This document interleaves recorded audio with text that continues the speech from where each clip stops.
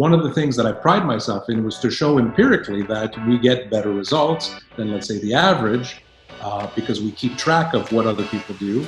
And I can say, well, listen, I sell with a shorter delay. I negotiate less. There's more in your pocket. Here's the infrastructure so that the value proposition, the service to you is on a higher level.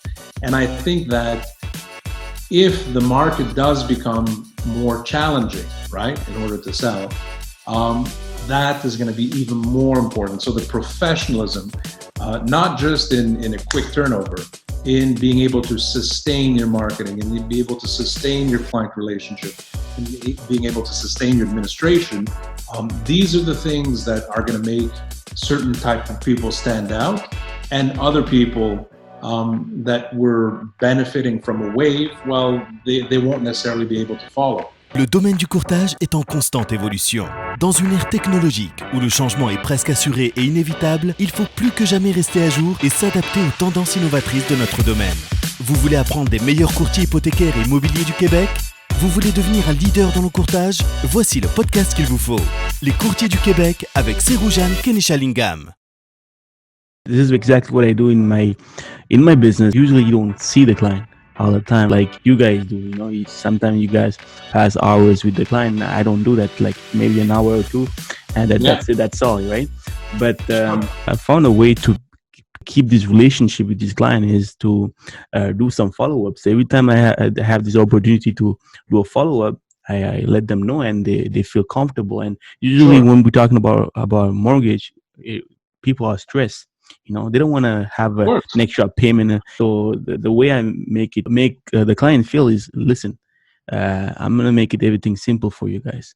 So that's my way of keeping it not only transactional, but more relational way. Mm-hmm. So it's very true in both business and our business. It's kind of the same, at the end of the day. 100%. 100%. It's people-based. It's result-driven. It's I think it's important to put it out there, especially in your case. You're a problem solver. You got to juggle with, certain sometimes variables that are not the same for everybody.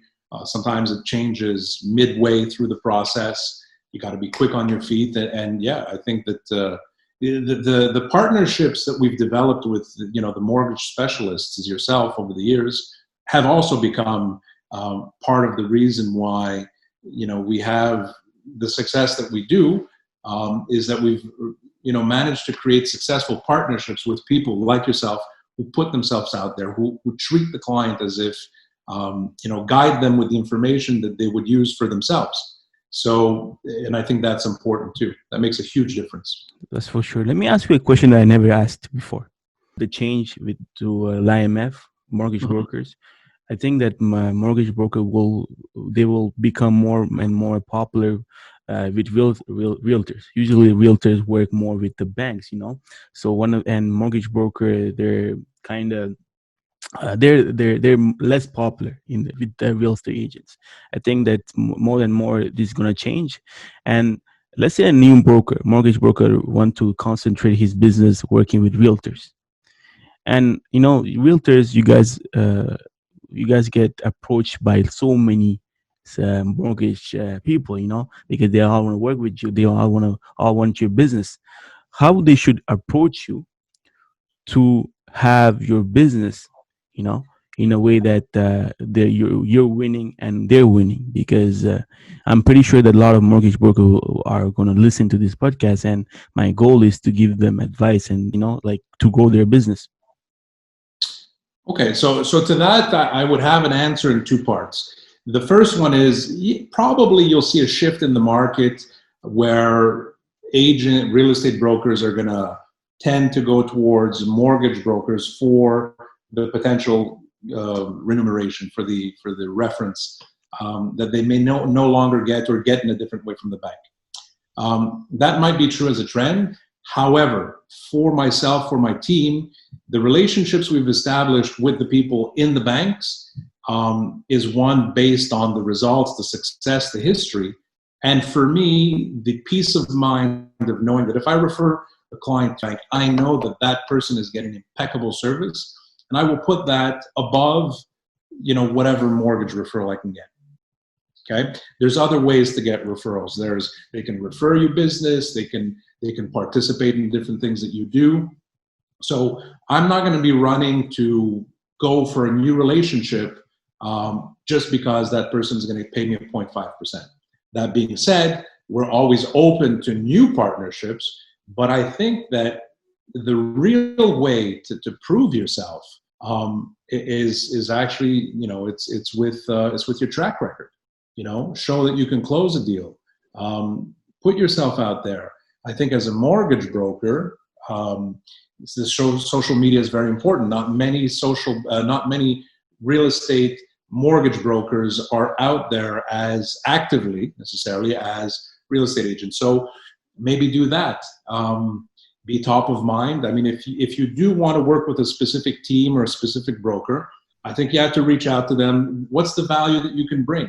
And I think not to make the mistake that is common in the business, whereas you show up once, you bring donuts, and then you never see, and then you never show up again. Mm-hmm. So like any relationship that you want to develop, it's through consistency and it's through the results. So be good, walk the walk and, talk the talk, walk the walk sort of thing. Like the same, the way you treat your clients, you have to treat them better with your partners. Yeah, exactly. So I don't know that all the real estate agents are going to run to change or to abandon the relationships that have been built over the last year. The only way we could do this is having a strong relationship with those partners you have. Yeah, so that's exactly. That's the secret if you want to have success with realtors. That's what I think so. Yeah.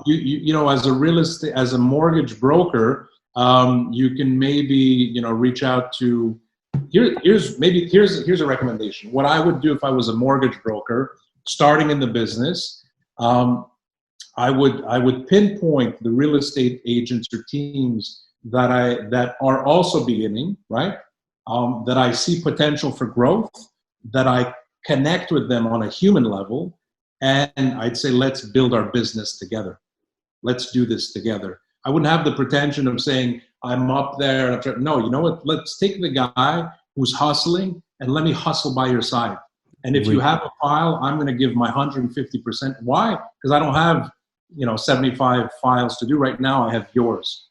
And I think maybe a starting agent can appreciate that. So you're going to work a little bit more on volume. And then through that, it's a fine-tuning process. You refine it, and then you end up. So that's basically the same thing that happened to me 15 years ago. Some of the people that we were working with were also, at different stages in their career, some of them a little bit earlier. And we grew together. And that's the beauty. Yeah. That's great. And so what's the secret element to that? You got to sprinkle it with patience. That's very true. Great value, Sebastien. Thanks a lot. So the people, I am pretty sure that the people who are listening to us today, the mortgage broker or realtor, are going to really appreciate what you're saying. Sure. And I know that a lot of new realtors are listening to us today. So tell me, what's the 3 best advice you can give to a new realtor who wants to eventually become a successful realtor? Okay, so good. And I think that's a great question. And I think that's amazing that you're asking that, because that's the value that we're going to put out there. The first thing that I would do is a piece of advice that I give to anybody starting in any business. Block your ears, put your things, forget what people are saying out there. People who say, oh, business is going to be hard, or business is going to be easy, or the market's great. Just do what you got to do. Because individually, even if the market is down 5%, 3%, doesn't matter. It doesn't stop you from knocking on the doors, making the calls, doing the publicity, doing the podcast. So don't listen, don't watch the news, don't get bombarded, don't get stuck on social media looking at, spending too much time looking at other people or hearing the how can I say, the market predictions. Just work, because it doesn't matter the market, there's always room to succeed. It doesn't matter the competition, there's enough business for everybody. Doesn't matter the current conditions. If you want to succeed, you're going to succeed. That's the number one advice. Make sense? Great. There's almost 7 million people in Quebec. Like even if you have 1% of that, there is still a lot to go. That's all you need. That's all you need. Exactly.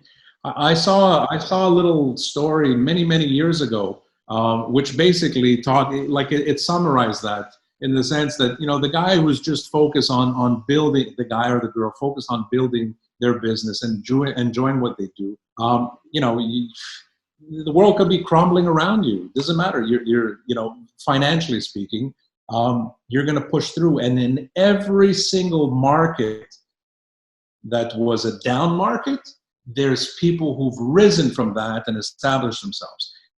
And in every single market that was taught that, or any sector where there's a big guy or a big girl who's monopolized, there's always somebody else who's come in and come in with a different way, a different approach, a different value proposition. So you just got to find your own. Don't let yourself be stopped by anything. So that's number one. Number two, patience in the process, patience with yourself, patience with your goals, and patience with your persistence. You got to be persistent. You got to keep at it. You got to be consistent and never give up. Never put your arms down. The only people who fail are the people who stop trying, right? True. To tie into point number two, a great book, value. Dale Carnegie, How to Influence People and Make Friends, How to Make Friends and Influence People. That's one that I recommend very much. And I think that's something that you need to continually refresh your sources of optimism, of positive thinking, of inspiration. That's great. Napoleon Hill, for those who don't know, So what was the third one? You had the third one. You forgot the third one. The third one is this, and it's the one that has seen me through in the rough times, in the times where, like Frank Sinatra says, I bit off more than I can chew. There's times of doubt or of tumultuous situations, and it's the one that my mentor told me, which is when there's no wind, row. And it comes down to this. All these amazing things, sometimes you think that you're on top of the world, sometimes you are on top of your world, figuratively speaking. And then it's not a question of if, it's a question of when you're going to hit a wall. Boom. And when you hit that wall, and when you reach that time where it's difficult, where you have obstacles, to remember that when there's no wind, you got to row. You got to keep moving forward. And it doesn't matter how fast you're going, just as long as you keep moving forward. So that's one that I hold dear. Great advice. Yeah. Thanks a lot. Great advice. Yeah. So you can't stop. Especially if you're in this business world, you're gonna have some failures in life, and you can't stop. You know what, Sarjan? It's even more than just the business. It's life. Sometimes it's your partner. Sometimes it's your kids. Sometimes it's your health. Sometimes it's even your self-doubt. It could be, and it could be sometimes all of those things combined. And sometimes just take a breath, take a deep breath, take a step back. My father gives me good advice. He says sometimes when it's too much, close your books, close the day, go to bed at night, sleep with a clear mind, and start again the next day. Sometimes it's okay, and there's always a way. New day, a new beginning. You got it. Hey, Sebastien, I forgot this question about marketing. What is your best tool for bringing new clients? I know you're out there with social media. You, okay. So what do you do with you? And that's the same. That's the best tool for anybody is yourself. That's right. That's all. Whether you put it on social media, on paper, on print, you fly an airplane with your face on it, I don't care. But just, man, believe in yourself. Believe in, that's the very first thing. That's the fundamental. That's the basis. If you feel that you bring value, then, put that message out there. So what do you do with yourself? Like you especially, what do you do? You put it on the plane. What do you do? Not the wrong way, Sebastien. Like you put yourself on the plane, on Facebook. Do you do any Google AdWords? What do you do exactly? Everything. You do a bit of everything. But most importantly, is what we started the interview with. You got to be true. You got to be authentic. You got to do a little trial and error, have patience, and you got to do things that bring value to yourself. Everything that I do is something that in some way, shape, or form validates me as a human being, as a husband, as a father, as a team leader, as a leader in the community. So that's what drives me. The outlets are inconsequential. It doesn't matter. It doesn't matter. There's no right answer. And I think for the person listening to this, it's really believe in yourself and then put yourself out there however you can, whatever your budget allows you, whatever your creativity allows you. So what I'm hearing is whatever media you use to put yourself in, it's good as long as you believe in yourself. So Facebook ads could be good. Google AdWords could be good. Anything could be good. Just put yourself out there and be confident and bring values. I think so. I think it's the whole, the starting point is if what you put out there brings value to people, then people will connect to that. You can have the best systems of Google AdWords and Facebook this and promoted ads that, and billboards. It doesn't matter.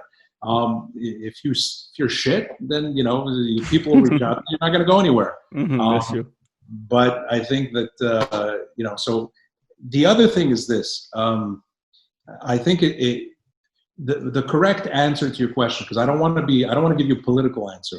What do we do specifically? One of the things that I do specifically, that's what I want to hear. Tell me. Is that I don't know everything.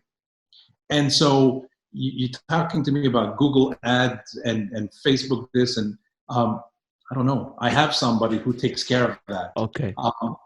The coaching now, I have coaching for myself and I have coaches for my team because I'm not necessarily the best person to teach everything. Surround yourself with people that are better than you in what it is that you're trying to accomplish.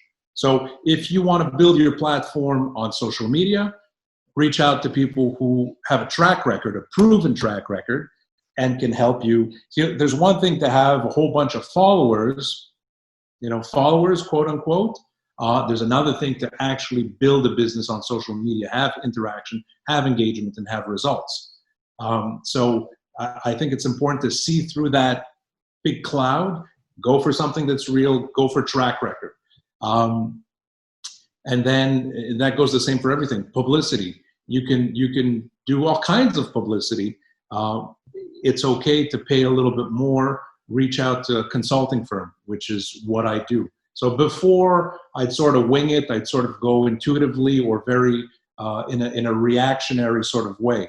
I see somebody do a flyer, I do a flyer. I do something, they do something, I react to it. And one of the things that one of my mentors told me, one of my coaches back in the day, I had asked him, this guy was pretty high up at Starbucks. And I said to him, his name is Tito Kang. He said, I said to him, Tito, what does Starbucks do when Tim Hortons, for example, comes out with an iced cappuccino at $1.99? And you know what he told me? What? Nothing? Nothing. Really? Nothing. Because they have you got to be aware of what your competition is doing. You got to be aware of what's out there, but you got to stay true to your past. You can't, to your path. You can't react to every time anybody does something, because then that throws you off your course. Mm-hmm. Your business plan becomes one that at the end of the year, your profit is zero. And I've been there before. Here's some vulnerability. There's years where I've held a really big trophy, but the net at the end of the year was nothing, was negative. There's one year that I made negative $50,000 because I had put everything in my business. But there's other ways to do it. So surround yourself with people who can show you other ways. Get the most return on your investment. Reach out to people that are better than you in your marketing, in your different aspects. And then it's the balance, the combination. You got to always trust your gut at the end of the day. But you also have to listen to the people who can do it better than you. Because, tying into one of the points that we talked about earlier, for young brokers looking up to successful people, let's redefine what success is. Let's redefine it. And success in our team means, actually having more money than what you spend, having time for your family. There's days that I'm going to work my ass off. I posted something the other day. I started my day at 4 a.m. I finished at 1 a.m. But on average, I run a business that I work about 40 hours, sometimes 50. If I have to, I'll work 150 hours. I don't care. Mm-hmm. But that's not how I built my business. It's much more sustainable. So the definition of success should not just be fancy car, the look of success, the size of your trophy. These are things that can come with it, but they shouldn't define you. They shouldn't be what you're seeking, because the reality behind it is that what's the cost. And so for us and the team, family, fitness, finance, take care of your health, take care of the people that you love and the people who love you, because if you're not around, you don't have health. Doesn't matter how much money you have. And with the money that you have, try to build a better future, because this business is one and the same as yours. You stop working tomorrow morning, c'est fini. You did. So you got to build something. So I know we went all over the place, but I think that the advice that I'm trying to give is, it started with what you do, Google Ads. Well, we do a whole bunch of stuff. There's stuff that we do that I don't even know what we do, but I know that I've hired people who can do it better than me. That's number one. Number two, balance it out. Number three, don't just look at the results that you see on Facebook or Twitter or whatever, because sometimes it's not the whole story. So you got to have a really clear vision of what you want. Break it down to your cost of living. What is it that you want to build? Where do you see yourself in 5 years? What do you want from your family? And so on. Awesome. Great value, Sebastien. Thanks a lot. Thanks for opening up, actually. Yeah, no, my pleasure. Yeah. And I always tell my team, I say, listen, benefit from everything I've done well, learn from the stuff I didn't do so well, and avoid the mistakes that I made. And by the time you're my age, is what I say. You're still young. What are you saying? 29. You say 3 years older. Yeah. So, by the time you're my age, you're going to be in a better position than me. In a sense, you can be in a better position than me. And that's what I want. And I think that's a little bit, maybe I can end on this. I guess the difference between the way that I see my team and my family and my business is that I sincerely want every single person there to achieve their goal. And that's my number one target. When I do my vision board at the beginning of the year for my business, is for each one of my team members to hit their goals. Not just saying the number of sales, their goals as human beings, fitness, family, finance. Wow, awesome. We share the same values, Sebastien. Like you're talking, and I want the same thing. The way you run your business. Come. The way you run your business, the way you want your other the people around you to be successful is what I aspire to become one. I don't have a team yet. Well, I do have a team, but eventually, the way you build your business. So thanks a lot for opening up and great value. Thank you for reaching out to me, man, and thank you for putting yourself out there.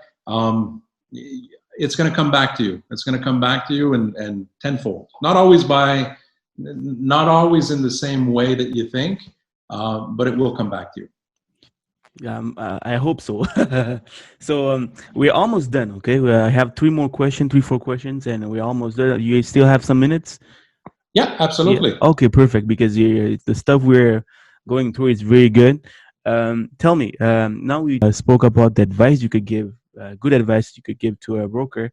What is one advice that you would tell a broker to not do? The one thing is basically the one thing that they can't do, I think, is try to be somebody else. Don't try to be somebody else. Don't aim for things that are not real in terms of results, in terms of expectations. Don't let yourself don't react. That's the best thing. Don't react.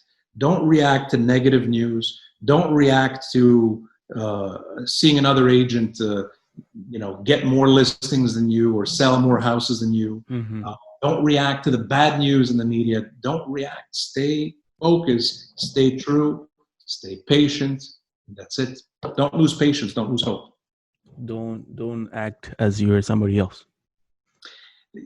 Yeah, that's not quite the right way, because you can emulate. There's a lot of the things that I do that it's other people who do, and that. So it's not the question of not being somebody else. It's don't necessarily react to everything that you see.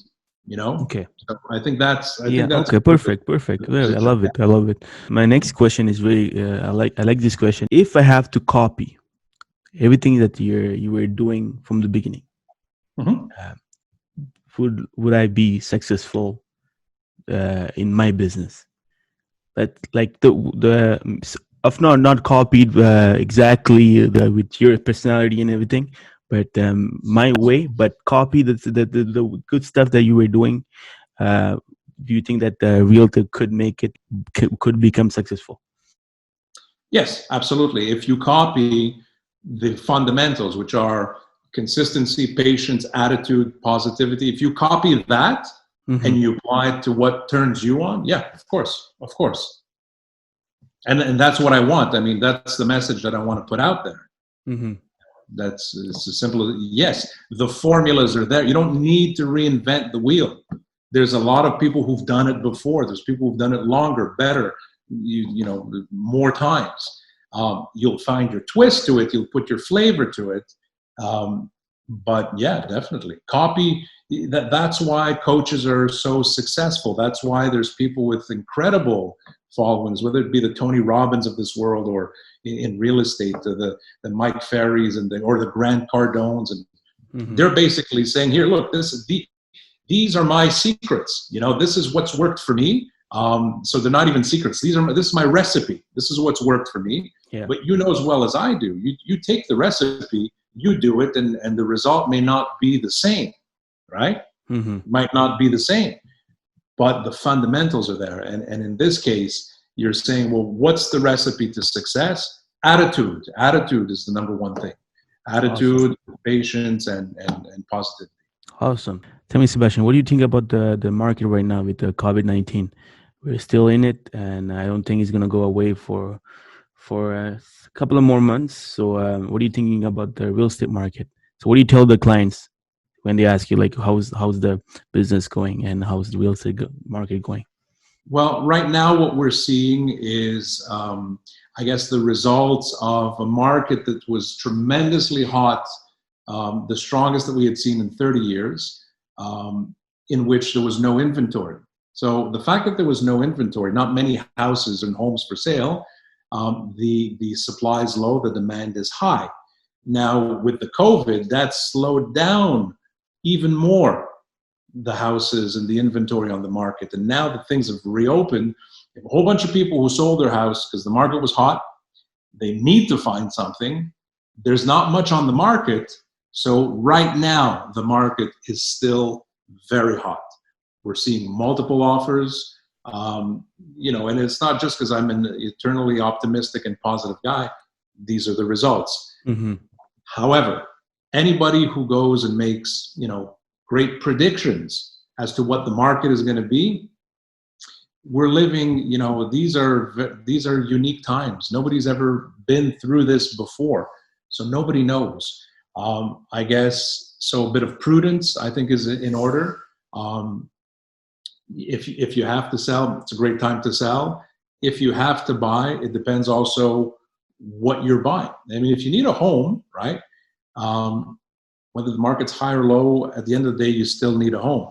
There's no indications or predictions or forecasts for, a huge market drop of 20, 30, or 40%. Like when I bought in Chicago, this was in 2000, after 2008, the property that I bought was at a fifth of the original price. There's no indications that we're heading towards that. No. But can it happen? Sure. So what I tell my clients now that need to do transaction now is like, listen, I can guide you with the information that I have now.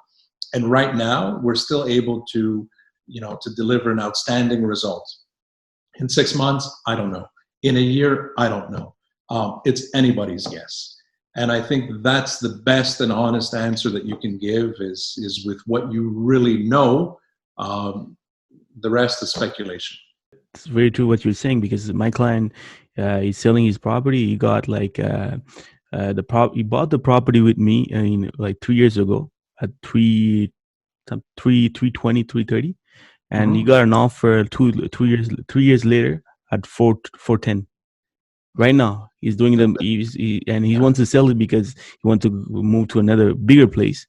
And and during the COVID, always need to move. Yeah, exactly. Whether it's for that, whether it's they need to downsize, it's a separation, they have more kids, they need a new room. There's death. There's all kinds of real reasons that are always going to have an impact on the residential real estate market. Look, commercial is a bit tougher. Somebody owning commercial properties might be in it for a little while. But again, I think any market will create a niche of opportunity for certain types of investors, for certain types of buyers. And in real estate, in the residential aspect, I think that here's an interesting twist.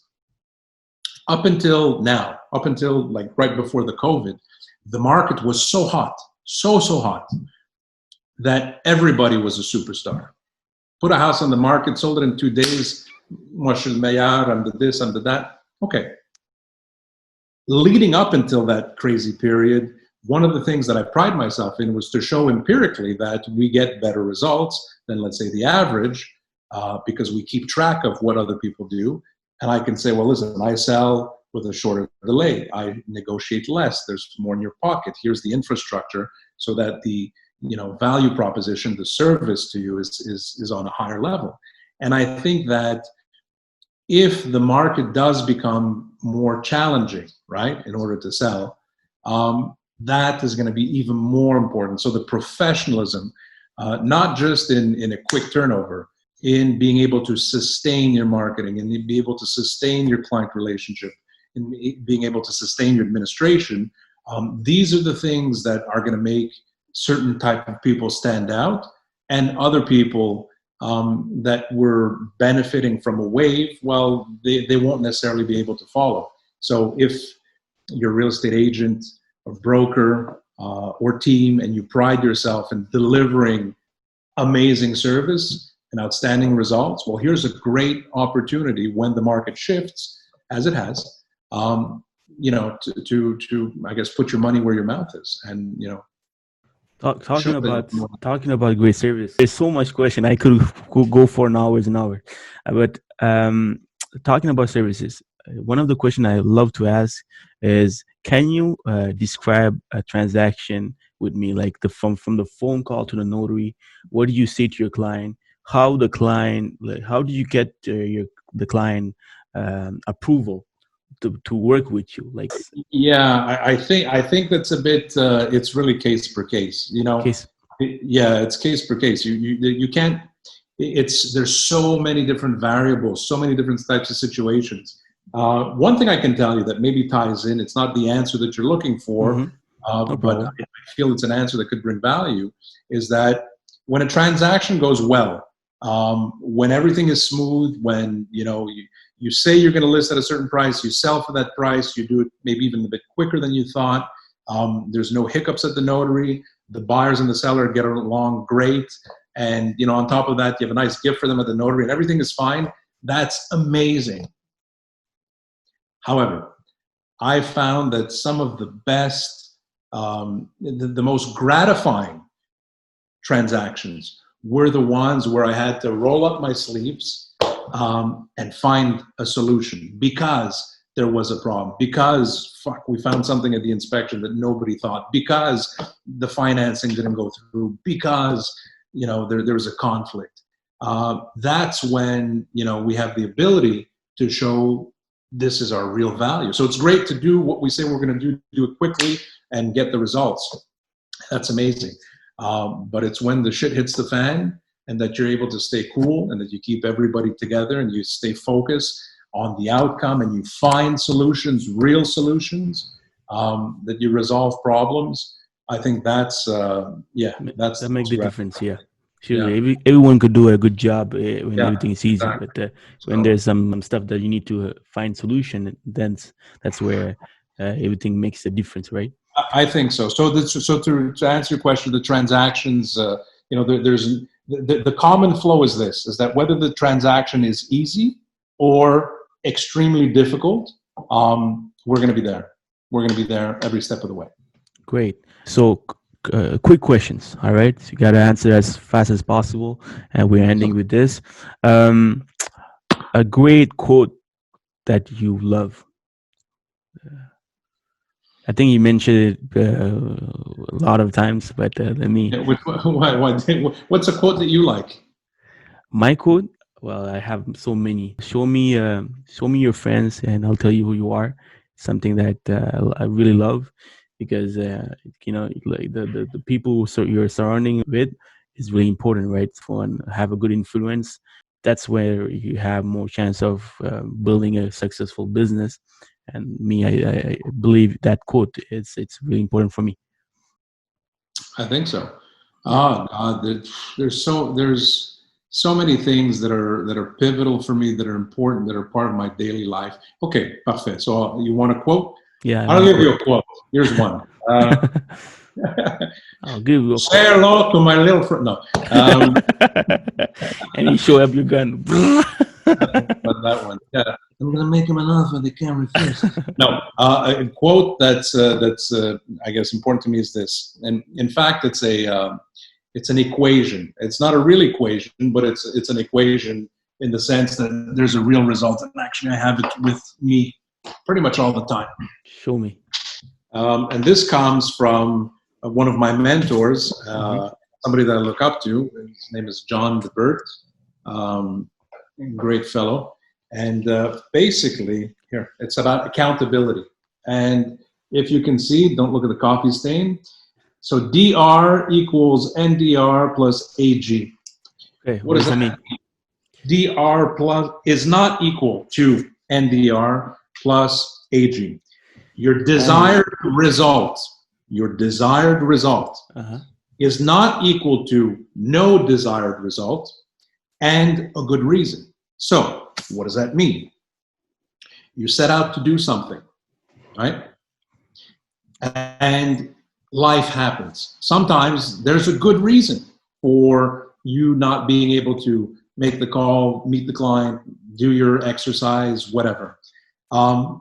But that good reason will never amount to what it is that you want to do. So accountability, it's not a blame game. It's about, let's have the conversations that we need to have. And sometimes these are conversations that you need to have with yourself as to why you're not getting the result. Readjust your path, find a way.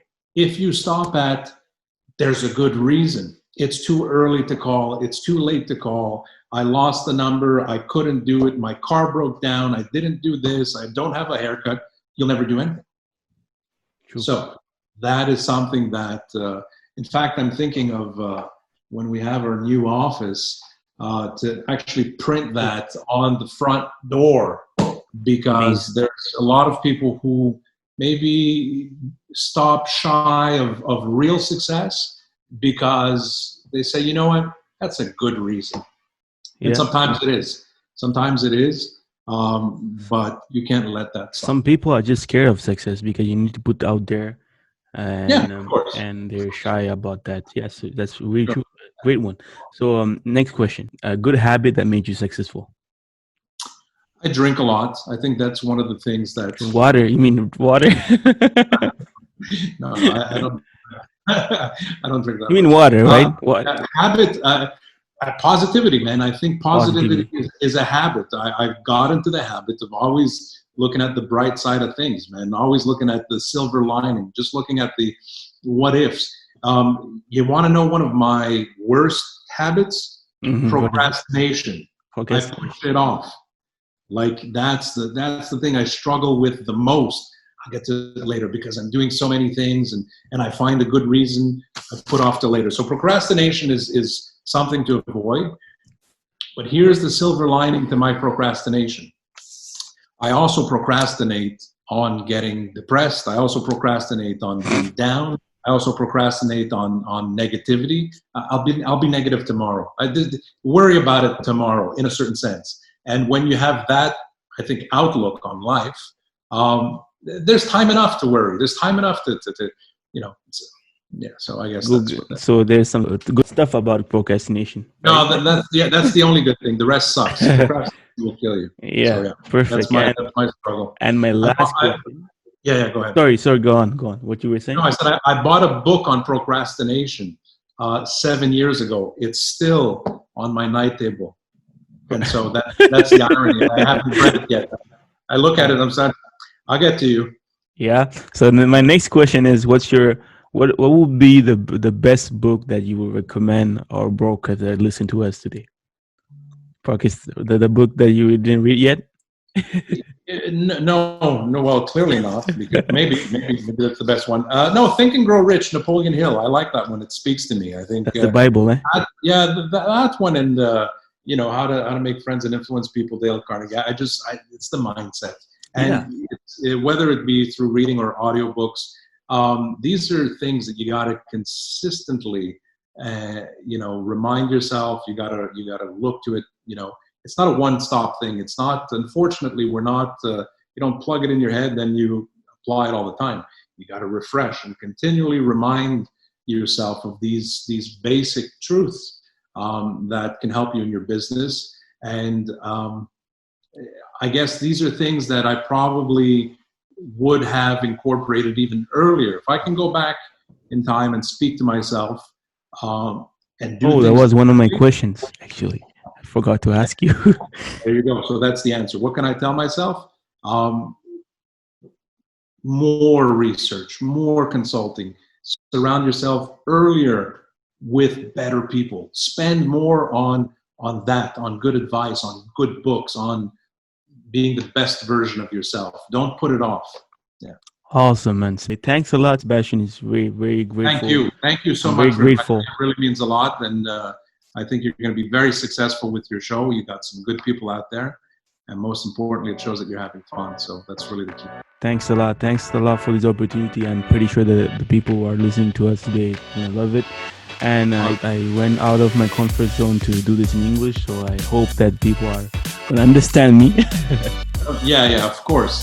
Look, if I can maybe end with this, I really believe in giving back, whether it be my time or anything that I can do to help. And we launched a campaign actually today, especially in this context, in this COVID situation. I think we ought to be mindful that, with the hustle and the struggle and the success and all that's great, but there's still a lot of people that are facing some hardships, challenges, loss. And so I want to tie it into this. So we launched a campaign that basically anybody who writes to help@sperano.ca, whatever it is that we can do, whether it be through direct action, through partners, or advice, we'll be ready to do. And anybody listening to your podcast, whether they're in real estate, mortgage broker, or in business, and they want to pick my brain or share some ideas, just write to me at help@sperano.ca. I'm going to answer every single email myself personally. You're a great guy, Sebastien. Thanks a lot. Thank you so much. Awesome. Take care. Yeah. So high five. Boom.